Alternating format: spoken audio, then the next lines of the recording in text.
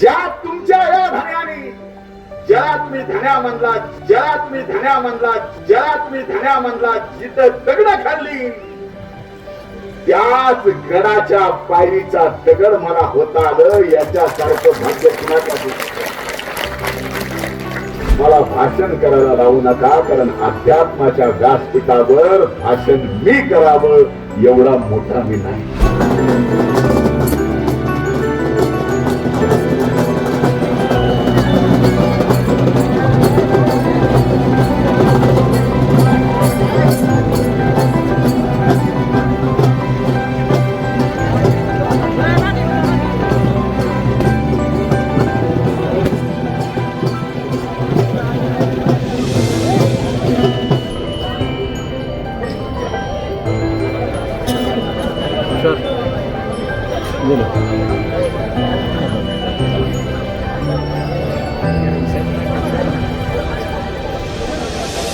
सर्वांनी जोरदार टाळ्यांमधून स्वागत करायचं. पुन्हा एकदा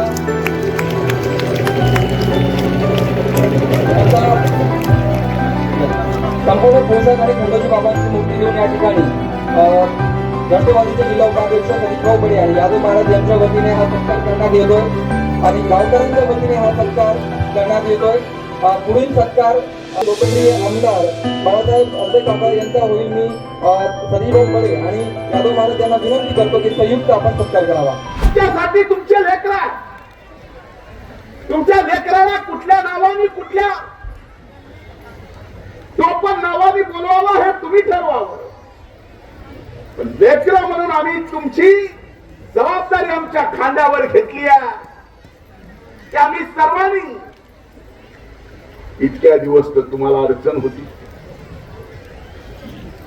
मी इकडे हुकलोय.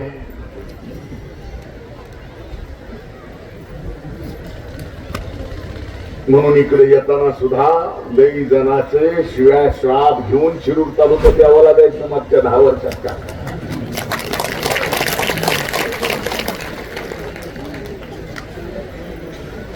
पण एक ज्याच्या नियत साफ असते त्याच्या सोबत नियती असते. ज्या तुमच्या या धन्याने ज्याला तुम्ही धन्या म्हणला, जिथं दगड खाल्ली त्याच गडाच्या पायरीचा दगड मला होता आलं. याच्यासारखं भाग्य कुणाचं. माझी नियत जर साफ नसती तर या संत महात्म्याचा आशीर्वाद माझ्या पाठीमागे नसता.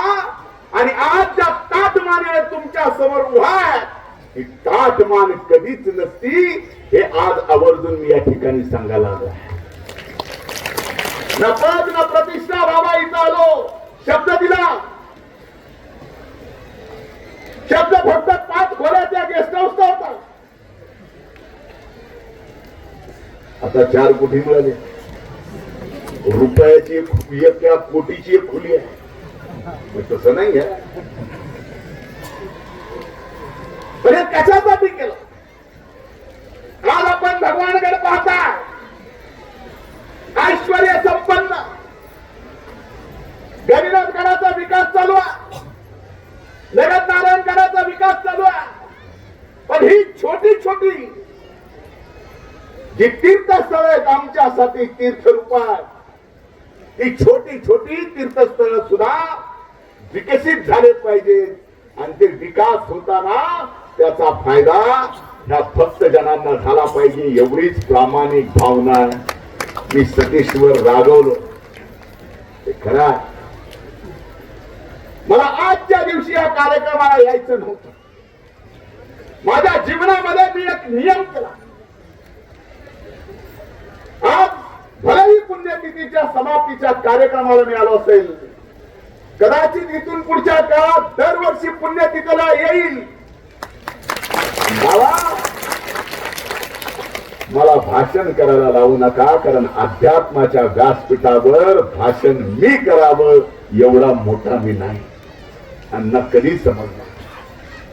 म्हणून आज सतीशला बोलताना सुद्धा हेच सांगितलं की आजच्या दिवशी कार्यक्रम नको, कार्यक्रम अशा दिवशी घे की ज्या दिवशी बाबांच्या स्थळाचा विकास होतोय हे खंडूजी बाबांच्या भक्तांना ज्यावेळेस लक्षात येईल, पुण्यतिथीमध्ये सगळे भक्त भाविक झाले जमा, म्हणून आपण कार्यक्रम घ्यावा असं नाही.